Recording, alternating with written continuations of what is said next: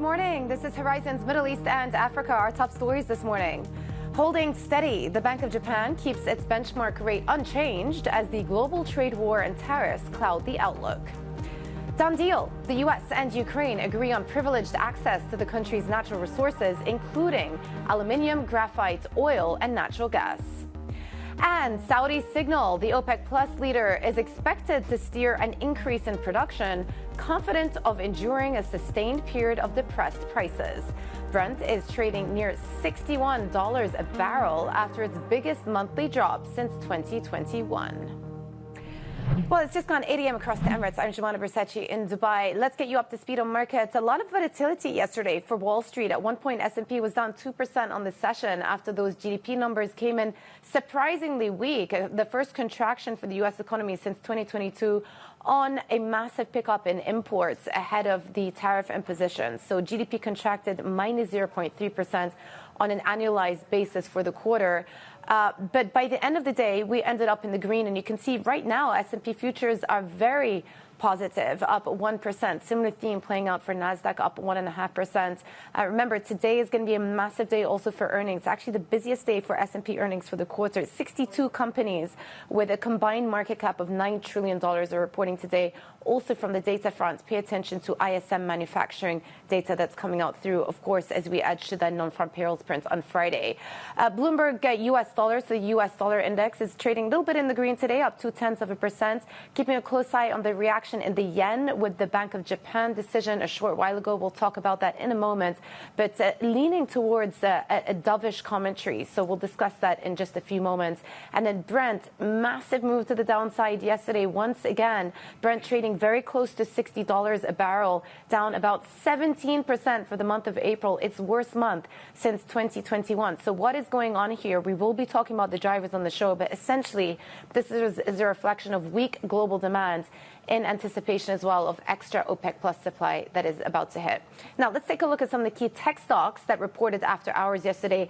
Microsoft and Meta, take a look at the price action. This is after hours trading, up almost 7%, 5%. Very strong results. Microsoft on their cloud business, 30% plus increase in revenue. Similar theme coming out for Meta with very strong advertising sales. And then Tesla we're looking at today, not because of earnings or anything, but because of a Wall Street Journal article that came out after the close, suggesting that the board had started considering a replacement for the CEO, Elon Musk. And of course, that was a couple of weeks ago. Since then, we did have the Tesla earnings where Elon Musk suggested that he was going to start devoting more time back again to Tesla. So that's a recap of your tech stocks.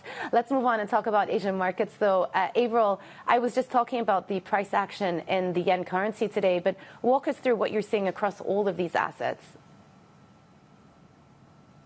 Yeah, I mean, the key thing out of the BOJ was how it cut its growth outlook, and it also pushed back the expected timing that price trends will reach the BOJ's goal. So all in, sounding like a pretty dovish central bank, and stocks are liking it, as are Japanese bonds. You look at the yield on the 10-year, it's almost a 5 basis point move. Now, the yen, of course, as you said earlier, is the focus because we've been seeing it appreciating for much of this year, and it's still kind of struggling to reach the strongest levels against the greenback for the year, which is around the 140-ish level. Following the decision, we saw it moving closer towards 144. For it to push even higher, the central bank governor, Kazuo Ueda, will have to follow through in his commentary when he speaks in a bit. Avril, thank you so much. Let's pick up the conversation on that. The Bank of Japan did keep its key rate steady and amid heightened uncertainty stemming from U.S. tariffs. The market will be paying close attention to future guidance at Governor Ueda's news conference later in the day, just as Avril was highlighting for us. Let's get out to Bloomberg's Sharian, who is live for us at the Bank of Japan headquarters in Tokyo. So you're right there in the middle of the action, Sharian. So something from one of the statements that caught my attention today was their guidance on the price outlook and the fact that they've noted that risks to the prices are also skewed to the downside for fiscal 2025 and 2026. Is this a bit of a dovish pivot from the Bank of Japan? what a shift when it comes to the language itself, right? Because it was skewed to the upside the last time that we saw this description of where prices would go from here. So not surprising, they were really pointing to the trade uncertainties we had heard from Governor Ueda leading up to this decision, that he was keeping in mind the uncertainties caused by global trade. They did flag the fact that these wide-ranging tariffs could have implications for global trade, that it was really too soon to say how these trade risks would evolve in each jurisdiction. So the fact that the price implication for the future was sort of pushed back, that 2% inflation goal, the prices would get around that target later, that was pushed out to include the fact that it would happen in the second half of the outlook that now incorporated the end of 2027. So that sort of gives you an insight into what the Bank of Japan is thinking right now, in the sense that they are watching the growth implications, really what the implications are for inflation, which has topped that 3% level, national core prices for the past 4 months. And despite this upside, they downgraded the growth forecast also to about 0.5% for this fiscal year from just a few months ago, thinking that it would top 1%. Yeah. And Sherry, let's just talk about those GDP forecasts, because clearly they are acknowledging an impact from some of the global growth drivers. And I just wonder whether, once again, tariffs may be interfering with the Bank of Japan's goal to continue with that hiking cycle to bring back price stability. I mean, we have seen already in the early data showing that export growth is slowing down for the month of March. We also had industrial production numbers earlier this week showing a contraction of more than 1%. And you can see how that's already affecting manufacturers across Japan. I mentioned inflation prices, though, continuing to accelerate. So that's the other side of the equation, right? When you have Tokyo prices jumping by the most in more than 2 years, but at the same time, the growth implications at a time when we have the 10% across the board tariffs already in Japan that could be hiked to 24% after the 90-day pause. You already have 25% on steel and aluminum, and of course that 25% tariffs on autos that President Trump did ease with a few directives earlier this week, but the implications on sentiment is huge. We're talking about a core industry for Japan, the auto industry, taking up about 3% of national GDP. Bloomberg's Sherry Yan, appreciate your perspectives and reporting live outside the Bank of Japan headquarters. Thank you. Chinese state media reports say Washington has reached out to Beijing to initiate talks on tariffs. The Trump administration has previously said it is up to Chinese President Xi Jinping to begin the negotiations. The news came as data showed the U.S. economy contracting at the start of the year for the first time since 2022, following a pre-tariff import surge.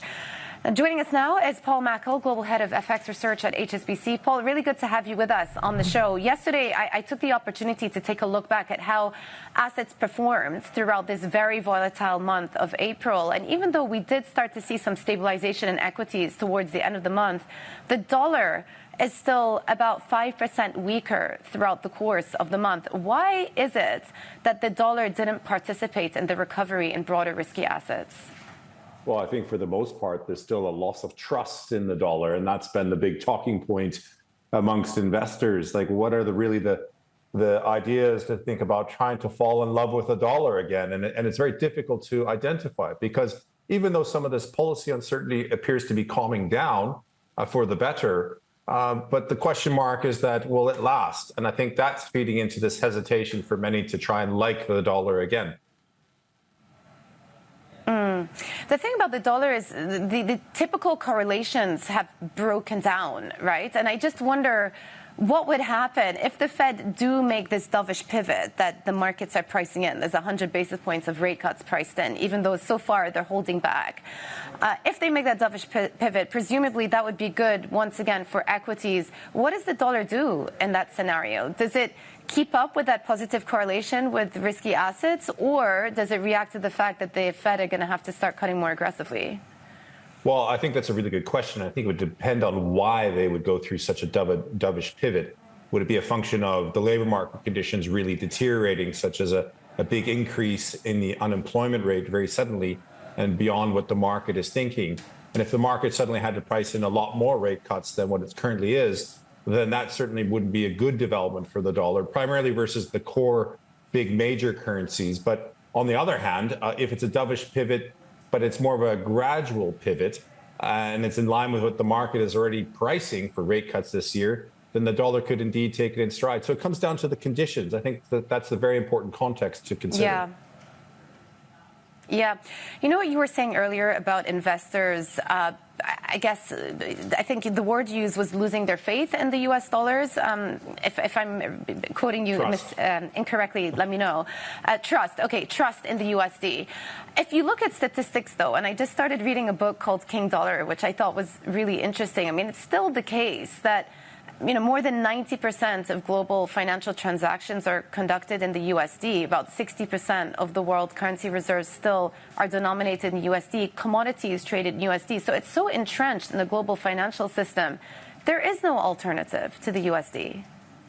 Well, you're absolutely right. The way it's hardwired into the global monetary system, it's going to be very difficult for people to be breaking away from, believing in the dollar. But that said, I mean, the discussion around this has certainly become a lot louder lately, and it could be very disruptive if there was, bigger change in that type of thinking. But again, it comes down to trust. And if the policies out of the U.S. continue to challenge the thinking about the dollar's role in the international monetary system, then yes, as I said, that would raise bigger questions. Now, I think that's more of an idea rather than a reality that's taking shape. But certainly these discussions are being had in the investor community.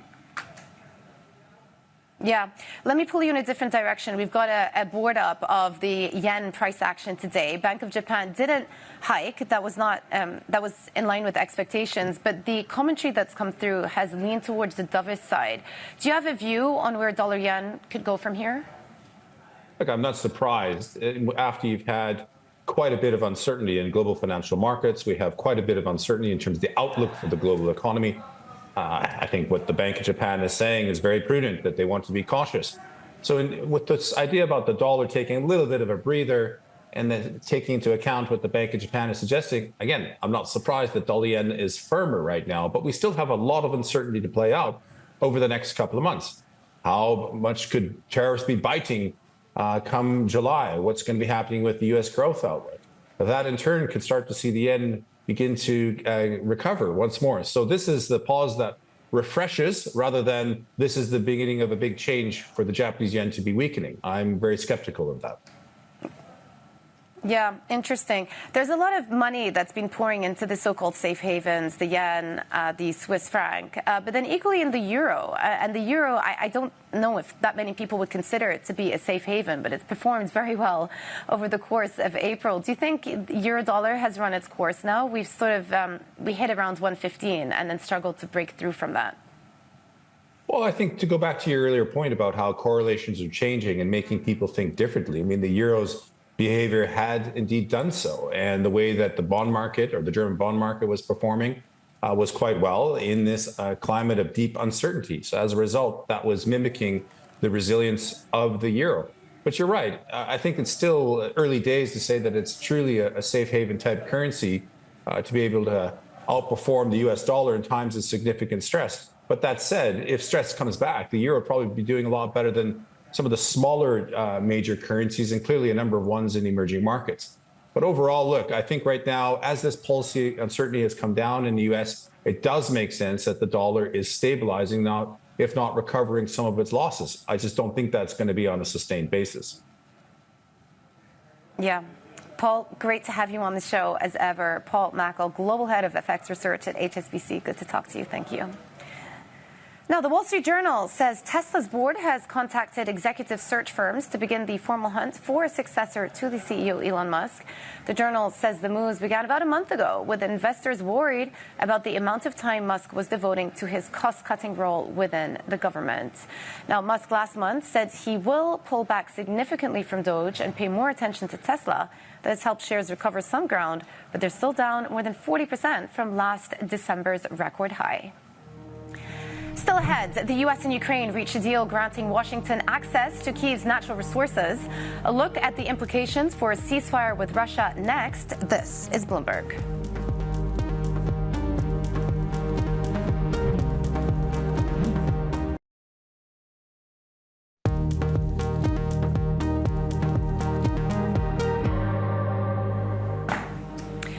The U.S. and Ukraine have reached a deal over access to the country's natural resources. The agreement offers assurance to officials in Kyiv who had feared that President Trump would pull back his support in peace talks with Russia. For more, we go to Bloomberg News editor John Harney, who is in Washington. Good to have you with us, John. Tell us more about what is in this agreement and what does it mean for Ukraine? This accord provides access, as you said, to a wide range of minerals, commodities, natural resources in Ukraine. And it also calls for the establishment of a reconstruction fund for Ukraine after more than 3 years of war since the invasion by Russia began. Now, the United States and Ukraine would be managing this fund, and the U.S. would have the first claim on any profits. Those profits could be, and the could be is very iffy here, if the U.S. provides more military assistance.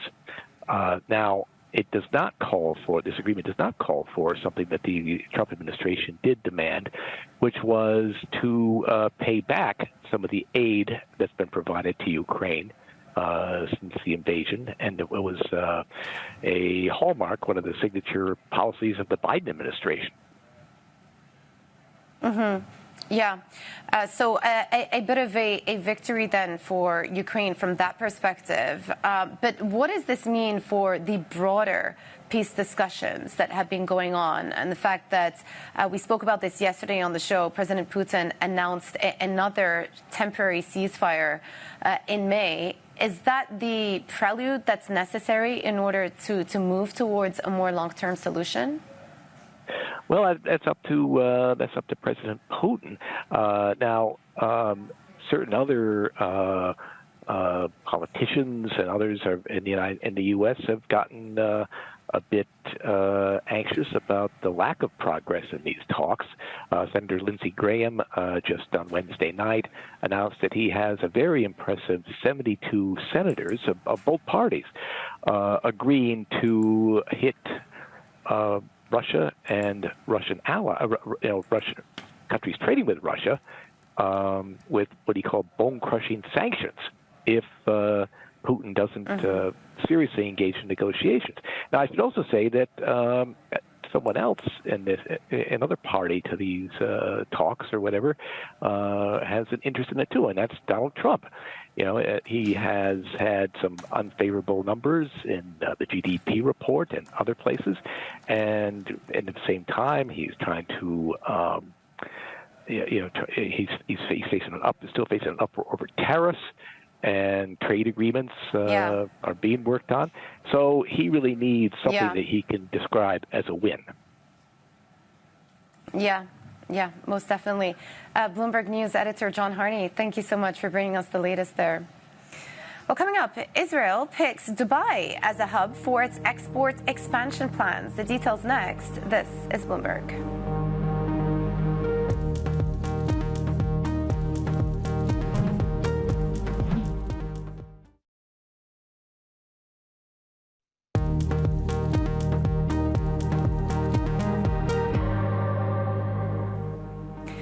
Welcome back to Horizons Middle East and Africa. I'm Jumana Bersachi in Dubai. Israel is turning to markets in the Arabian Peninsula and India to boost trade as the government seeks to increase exports from $150 billion to almost $1 trillion over the next 15 years. Economy and Industry Minister Nir Barkat told Bloomberg that his government has identified Dubai as a hub for his expansion. Let's go to Jerusalem now and speak to Bloomberg's Dan Williams. Really interesting copy from you and the team this morning. I thought also this statistic, about 600 Israeli companies has started working in the UAE since the Abraham Accords were signed in 2020, probably tells you a lot about how Israel is thinking about the economic opportunity in the UAE. So tell us more. Indeed, this was revealed by Israel's economy minister in an interview with our colleague Sam Dagger. And it would appear that 5 years after those Abraham Accords, to which you alluded, Israel has set up hundreds of companies, subsidiary companies, in some cases, exploiting both Dubai's geographic position. It's in the eastern side of the region. It's closer to India, which is a major export market and a trading partner with Israel. It also provides a degree of political cover, it would appear, because a subsidiary UAE company might find it easier to sell Israeli goods to Saudi Arabia, which has yet to forge formal ties with Israel. Now, this is of interest not just as a regional story, as a bilateral story, but potentially as a story 2 or some weeks before President Trump makes a visit to the region, as you know.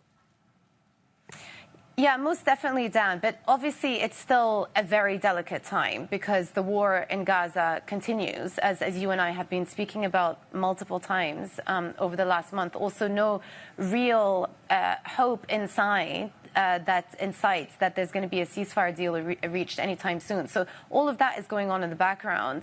And it will be difficult for Saudi Arabia from an optics perspective to be seen to be aligning with Israel. So how does the situation with UAE potentially differ or even set the template for what could come with Saudi Arabia? Well, again, Saudi Arabia gave its quiet consent to those Abraham Accords 5 years ago. It's worth remembering that they entailed overflight permission for Israeli airliners to the UAE overflying Saudi territory. So the Saudis were definitely aware of it. There's something of the big brother in the region. And I think they saw the UAE and Bahrain, UAE's neighbor, as effectively putting their toe in the water, testing the temperature for such a deal. 5 years on, there's talk of such a deal. It appears that before this war broke out more than 18 months ago, such a deal was imminent. In fact, to hear the Israelis tell it, they believe Hamas, the Iranian-backed Palestinian militant group in Gaza, actually went to war, launched this war in order to scupper an Israeli-Saudi normalization deal. Now, much remains to be seen. We had a senior Israeli official saying only a few days ago that a year from now, the war would be over, there will be new peace deals for Israel. It's pretty clear he was alluding to Saudi Arabia at the top of that list. And I think it's worth watching the Trump visit to the region. Obviously, there are other issues that Trump wants to address to see if this issue of Israeli normalization with Saudi Arabia comes up. Yep. Dan Williams in Jerusalem, thank you so much. And coming up, we get the outlook for stablecoins with Ronit Ghose, global head of future of finance at Citi Institute. That's coming next. This is Bloomberg.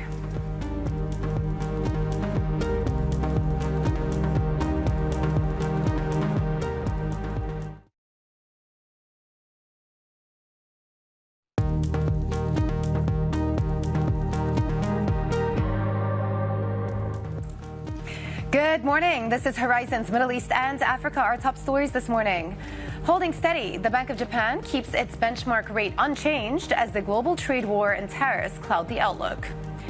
Done deal. The U.S. and Ukraine agree on privileged access to the country's natural resources, including aluminium, graphite, oil, and natural gas. And Saudi signal the OPEC Plus leader is expected to steer an increase in production, confident of enduring a sustained period of depressed prices. Brent is trading near $61 a barrel after its biggest monthly drop since 2021. It's just gone 8:30 a.m. across the Emirates. I'm Giovanna Bersace in Dubai. Some whipsaw price action for the S&P yesterday. At one point, we were down 2%. We had a bit of a shocker GDP print. The first quarter GDP actually showing a contraction of minus 0.3%, so way below analyst estimates, but on back of consumers bringing forward their imports. So that really affected the trade balance and was one of the reasons why the number came in negative. But you can see by the end of the session, things ended up in the green. And today, futures are leaning towards positive as well, up 1%. Keep an eye out for lots of earnings coming through, the likes of Amazon, Apple. 62 companies worth more than 9 trillion market cap are reporting today. Plus, we get ISM manufacturing numbers. So it's going to be a busy one. The USD also seeing a bit of a rebound, up 0.2%, but still down more than 4% for the month of April. And then Brent, very heavy price action. We're going to get to that in a moment, trading around $61.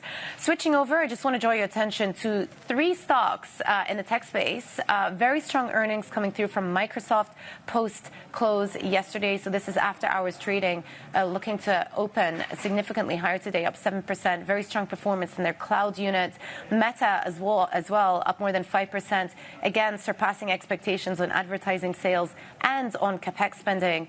And then Tesla, no earnings there, but a Wall Street Journal report came out after the close suggesting that the board were considering, and this was a month ago, looking for a replacement for Elon Musk as CEO. But of course, as we know, last week during the earnings call, he did say that he was going to start devoting more time to Tesla and perhaps less time to his Doge endeavors. But still an interesting story for anyone who keeps track of the Tesla stock. But let's talk about oil.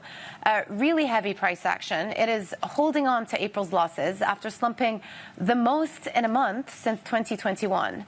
This is as concerns mount that OPEC Plus may begin raising output for a prolonged period of time as the trade war hurts demand. For more, we're joined by our energy reporter, Anthony DePaula. Okay, Anthony, let's just take a look back at the month of April. Oil was down something like 17%, the worst month almost on record, but actually since 2021. What happened in April that drove this behavior? It was really the last week, Jumana, where we just saw a string of red because we weren't doing too badly in terms of pricing coming into this week at that kind of higher half of the 60s. Now we're well into that lower half of the 60s today. So it's just as the market watched what was going on in terms of the economy, the global economy, the U.S. economy, trade talks, were the talks on with China? Were they not on with China?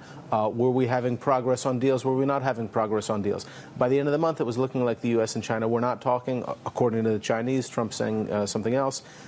So we weren't really seeing through into what was going to be a solution. So the market had been kind of buoyed a little bit by the indications that things weren't going to be perhaps as bad as they thought. And as that view got a little bit worse, we did see that string of red ink over this past week, and that's only increased today after those negative results from the GDP. So we see that there is an impact in the economy. Okay, so that's the macro recap. Let's talk about some of the supply factors as well, because if you rewind back to the beginning of April, you had the so-called Liberation Day on April the 2nd. It was a few days afterwards that OPEC Plus surprised the market by bringing forward or combining extra production and accelerating the amount of output that they're going to be putting back to the market. So we've got another meeting coming up on May the 5th. There are reports, our own reporting, suggesting that they may announce something similar again. Yeah, so we're at that point again where we've got another OPEC meeting where they do decide on this kind of month-to-month basis how much to increase. They've got a plan in place to bring all their production back by the end of next year. But the surprise last year was that instead of bringing back just over 100,000 barrels a day, they brought back over 400,000 barrels a day. So that's the question that is in the mind of markets. What is it going to be? Is it going to be this smaller increase, or is it going to be that bigger one? Of course, OPEC could decide not to increase, which they have done in the past. But at this point, we've seen a shift in OPEC policy where it seems like they are willing to take the hit now in order to stop foregoing market share and try to get those barrels back into the market and take that hit now. And perhaps there's also a political point as well, because Donald Trump has really said that he wants the lower oil price, has pressured OPEC and OPEC Plus to do it. So it seems like they are deciding to take that hit, get the extra barrels on, and perhaps take some of that political benefit. On top of that, we're also not seeing any negative supply impulses. The Iran-U.S. talks seem to be going well. If we get a deal there, that probably means more oil on the market. We've seen Venezuela come out. That was always a smaller portion of supply, so we're not really seeing negative supply news that would support the oil price either, as we go into this week where we expect possibly even more than expected OPEC supply. Okay, so market share over price stability at this point. Anthony DePaula, our energy reporter, thank you so much. Now, 3 major Abu Dhabi entities, including a sovereign wealth fund, plan to launch a stablecoin. It would be fully regulated by the Central Bank of the United Arab Emirates and backed by the dirham. The move could speed the Gulf nations' efforts to adopt digital currencies and facilitate payments. And later, if any of you are at Token 2049, I will be there, and I will be speaking to the CEO of the foundation who will be managing that stablecoin. But to talk more about this, Ronit Ghose, Global Head of Future Finance at Citi Institute. Maybe let's just start off talking about the stablecoin plans in the region before we talk about more broadly. So I was just in the intro to you talking about this new stablecoin plan that is going to be backed by the dinar, by the dirham, the AED. But this isn't the first dirham stablecoin in the region. And I just wonder why there is a need for multiple stablecoins here. Sure. So first, maybe we should just explain what a stablecoin is for the audience. Stablecoin is a financial instrument linked to something else. So in this case, it's on a blockchain. It's an instrument linked to the AED. And you need it if you're doing blockchain-based payments or if you're trying to grow your ecosystem in crypto or digital assets. You're going to have several of these stablecoins. So there'll be a couple of global stablecoins like we have now. And in every region or every country and in every industry or use case, like in gaming, you'll probably have one or two stablecoins just for that sector. So there won't be one or two. There'll be quite a few stablecoins. And in the next year or so, you're going to see an explosion of stablecoins. You're going to see lots and lots of stablecoins. Why do you think that is the case? Because literally everyone's trying to launch a stablecoin. But they can't all be successful. Absolutely. They can't all be successful. So you're having this kind of pre-Cambrian explosion of stablecoins. The reason you're having so many is you're in this kind of ChatGPT moment of stablecoins because of US regulatory change. So what's happening here is important in the region, but it's part of this global trend of policymakers giving approval for stablecoins. A year, 2, 3 down the road, a lot of these stablecoins will die. What's going to determine the success or the failure of a stablecoin? So a stablecoin is similar to other instruments in markets. In every market, you tend to have one or two players. In credit card, you have Visa, MasterCard. In bond trading, you have a small number of banks that dominate. It'll be the same in stablecoins. It'll be who's backing it? Do I trust it? How much liquidity is there? And ultimately, it'll come down to liquidity. And liquidity will be driven by the backers and the utility. Yeah. When I think about the potential success of stablecoins, obviously I get taken back to a very high-profile collapse of Terra. And that was a good example, perhaps, of too much faith being placed in an instrument that didn't have adequate reserves. Correct. What are the regulators doing on that front to ensure that these new forms of stablecoins are actually backed up by the reserves and the assets that they pledged they have? Absolutely. So at the moment, there are about a couple of $100 billion worth of stablecoins. Most of those are very lightly regulated, if not regulated at all. And I would call them offshore stablecoins that were part of the crypto ecosystem. What's happening now is that you're getting regulated stablecoins here in the UAE, in the US, in Europe. And to get a regulated stablecoin, it's like getting a bank license. Yeah. You have to show your reserves, you have to show auditability, transparency. So it's completely different.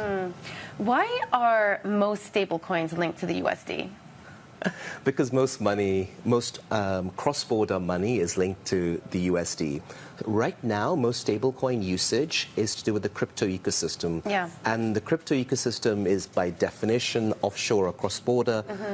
You and I have been in the markets a long time. But you see there's a bit of a paradox of thought here because the crypto, some of the cryptocurrencies are supposed to be an alternative to the USD. And then yet pretty much all of the stable coins that are being issued are linked to the USD, the very asset that you're trying to delink from. Yeah. So we've been writing in our research for at least a year or two arguing that cryptocurrencies and stablecoins are actually good for the USD and for America. So both the traditional bankers and my crypto bro friends have been getting it wrong, I think, because the original cypherpunks in the crypto world were kill the dollar.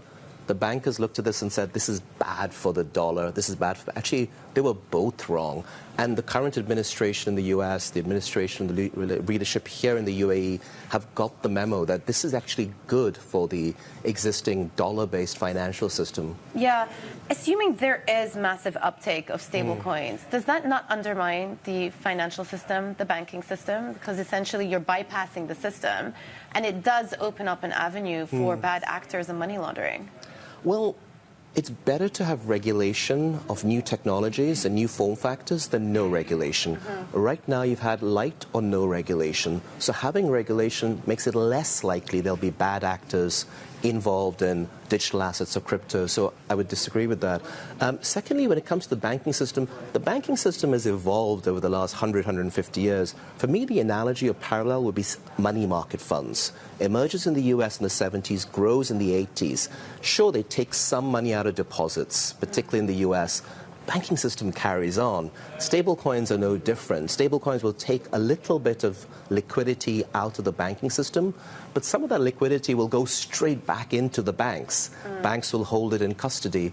And most importantly for the governments, it'll go into T-bills. Yeah. It'll go back into the treasury markets. Yeah, into safe assets, supposedly. Yeah.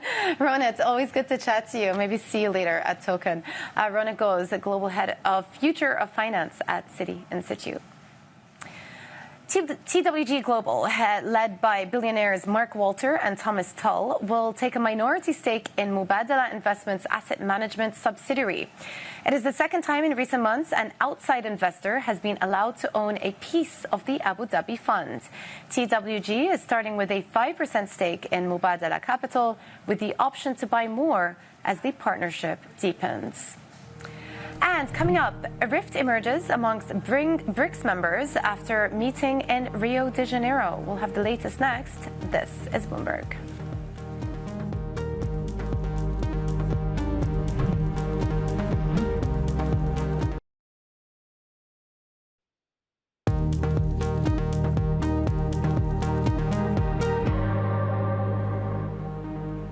Welcome back to Horizons Middle East and Africa. I'm Jumana Versace in Dubai. Israel has declared a national emergency over wildfires raging near Jerusalem. The government has deployed the army and asked for international assistance as the fires shut down the main highway to Tel Aviv. Authorities say 22 people have been injured and 4 communities evacuated. The government has also cancelled all Independence Day events on Thursday to free up emergency personnel. BRICS foreign ministers failed to sign a consensus statement at the end of a 2-day meeting in Rio de Janeiro. That is after new members opposed parts of a previously approved plan to reform the United Nations Security Council. Let's get more with Bloomberg's Ondiro Aganga. Ondiro, what do we know about the lack of consensus at the BRICS meeting? Hi, Jumana. So you can say it's tyranny of the minorities. You have Egypt and Ethiopia, who are fairly new members, failing to agree on backing South Africa's bid to become a permanent member of the United Nations Security Council. And this has been part of BRIC agenda, trying to reform the United Nations Security Council and also have representation from the global south, but that is not how it went. Unfortunately, the foreign ministers did not agree, but it's being expected that when the leaders meet come July, they'll be able to reach a consensus. And this has been part of the challenges that they have to grapple with since their formation 2 decades ago. They've had a problem trying to agree what their main agenda is, and they're struggling with exactly what other global institutions and global blocs are struggling, the very same blocs that they're trying to compete and also replace. And so you find that this push for the UN Security Council seat is what has been bringing them together, despite the small teeth that they have. And during this meeting, although there was no mention of Trump, there were glimpses of conversations about tariffs and the need for phasing out unilateral tariffs and also just pushing against the protectionist nature of doing trade that President Trump has been pushing for. What do you make of the BRICS group tone addressing the ongoing tariff wars? Are they actually putting on a united front? Jumana, that's difficult to say at this moment, because when you listen to some of the remarks that came from the Brazilian representative, they're saying that the body is not an anti-American body. They're not here to antagonize. They're here to push for unity. They're here to push for global trade, global development. But then you have a country like Brazil that has not been heavily impacted by the tariffs that President Trump has imposed. On the other hand, you have China, 145% on tariffs. And a spokesperson from the Ministry of Finance was saying that that what the U.S. is doing with these tariffs is they're wielding a big stick and trying to sabotage international fairness and order, and also they're heightening global security risk, and he called for closer cooperation and joint effort among BRIC nations. You also have African countries that will be affected and feel the pinch of these tariffs, but they were awfully quiet during this break. So it's quite unclear what the direction of the bloc is when it comes to dealing with the tariffs from President Donald Trump. On one hand, they're pushing for a united front when it comes to trade, but they have very little wiggle room because President Trump is more than willing to push back should they make any decision. Bloomberg Sanziro Aganga, thank you so much for the reporting on BRICS. Now, coming up, we discuss the state of the Turkish economy as the central bank pledges to act if demand hurts the disinflationary process. This is Bloomberg.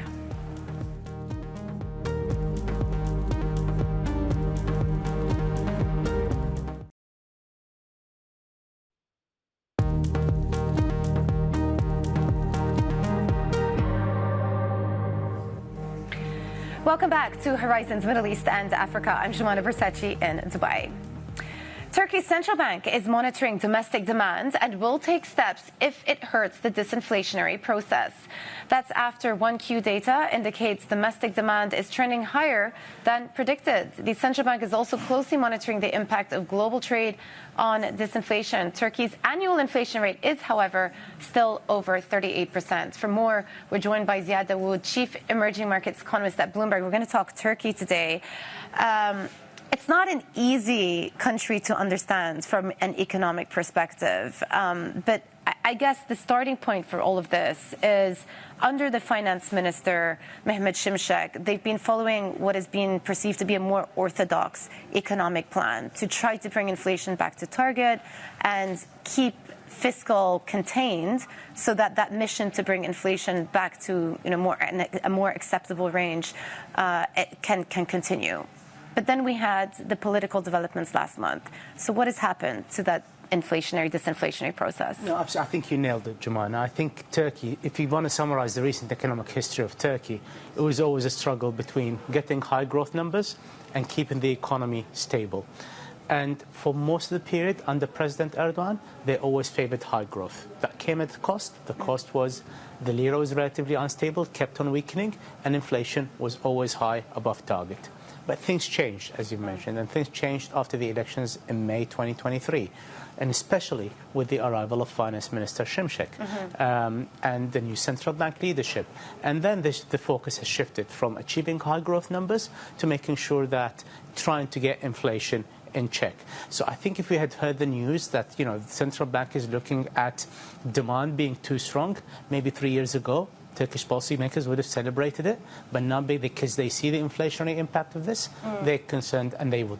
Okay, act. But over the last month, there has been a dwindling in the number of FX reserves deposit. There was concern that there was going to be massive outflows, a trend away from local currency, a bid for hard currency, and that has actually happened.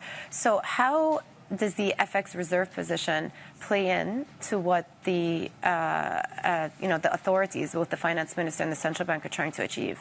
It's a channel through which they're trying to achieve their means. So again, the lira has depreciated over this year, actually, but the reason has not been that the central bank is running interest rates too low, as had been the case maybe a few years ago. The reason was political. The political opposition leader was arrested, and that led to a run on the lira. And if you have a run on the lira and the lira is depreciating, that affects inflation. Inflation would be higher than the 38% number that you've mentioned.